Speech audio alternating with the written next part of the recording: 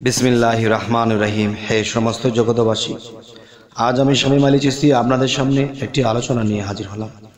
সেই আলোচনাটি হলো, এই পৃথিবীতে অনেক মানুষ, মধ্যবিত্ত মানুষ, গরিব মানুষ, ধনী মানুষ, অনেকের মনে একটা আশা যে হে আল্লাহ, আমাদের ঘরে যদি একটা অলি আউলিয়া জন্ম নিত, আমাদের ঘরে যদি একটা ওরকম জ্ঞানী, চতুর, বুদ্ধিমান এবং আল্লাহর পথের পথিক এবং মোট কথা হলো একজন আল্লাহর আউলিয়া যদি আমাদের সংসারে, আমাদের ফ্যামিলিতে, আমার স্ত্রীর গর্ভে একটা আল্লাহর অলি জন্ম নিত, এরকম একটা ভাবনা চিন্তা কিন্তু মানুষের আছে।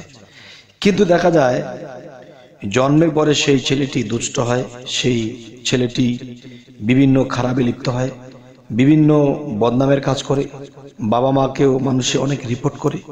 তখন তারা কাঁদে আর বলে যে হে আল্লাহ, তোমার কাছে চাইছিলাম যে আল্লাহ, আমাদের ঘরে যেন একটা অলিয়া উলিয়া জন্ম নেয়, একটা ভালো একটা মানুষ জন্ম নেয়। হে আল্লাহ, কি চাইলাম আর কি পাইলাম। তে হে সমস্ত জগতবাসী, আসলে কি জানেন যে আল্লাহ কিন্তু যে কোনো পাত্রে, যে কোনো কিছুতে কিছু রাখেন না।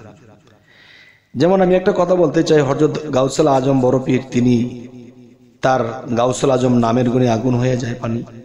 তাহলে তিনি একজন মায়ের ঘরে জন্ম নিয়েছিল, সেই মায়ের খবর কি আপনারা জানেন?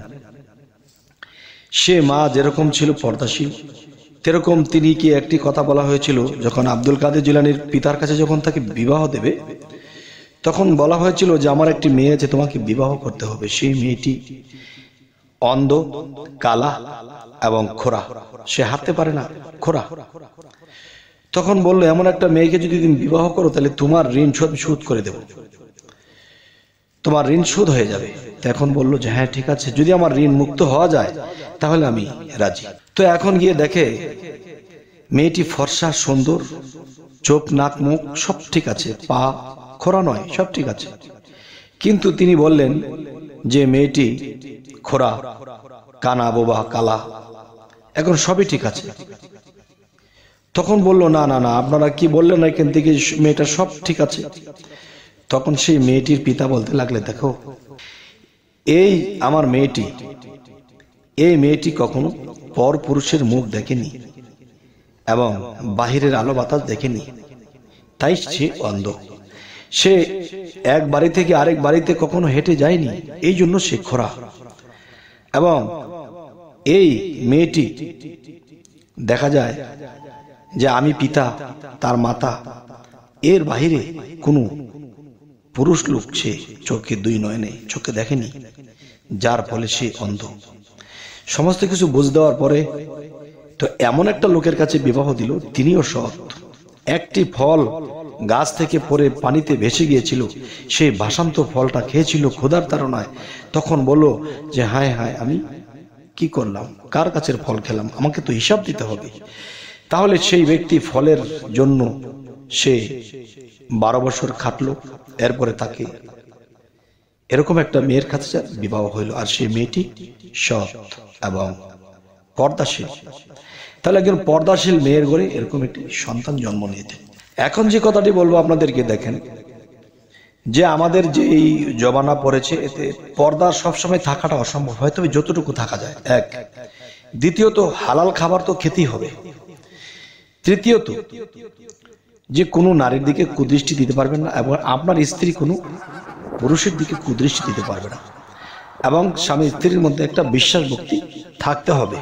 এখন মোট কথা হলো যেটা, সেটা হলো, দেখেন, একজন মানুষ যদি চায় যে অবশ্যই এরকম একটা পবিত্র সন্তান উলিয়া উলিয়া আমাদের ঘরে জন্ম যেন নেয়, আল্লাহ যেন দেয়, তাহলে সেই ব্যক্তিটি সকাল সন্ধ্যা আল্লাহর জিকিরে থাকতে হবে।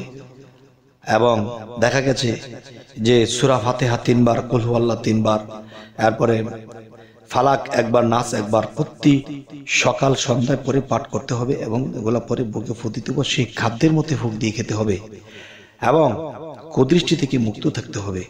এবং রাতের যখন গভীর হবে 2টার পরে, তখন তারা ইবাদত করতে বসবে। এবং দেখা যায় যখন সন্তান জন্ম দেওয়ার মতো একটা সময় হয়, তখন রাতের 3:30 থেকে 4টা, এর মধ্যে আপনারা দুজনে মিলে ইবাদত করে এরপরে চোখের পানি ফেলে আল্লাহর কাছে বলে আপনারা দুইজনে একত্রিত হবেন। এবং সেই রাত্রি যেন আমাবস্যার রাত না হয়, সেই রাত্রি যেন স্বাভাবিক দিন হয়। তাহলে অবশ্যই ইনশাআল্লাহ আপনি একজন সুসন্তান এবং ওলি আউলিয়ার পিতা হবেন।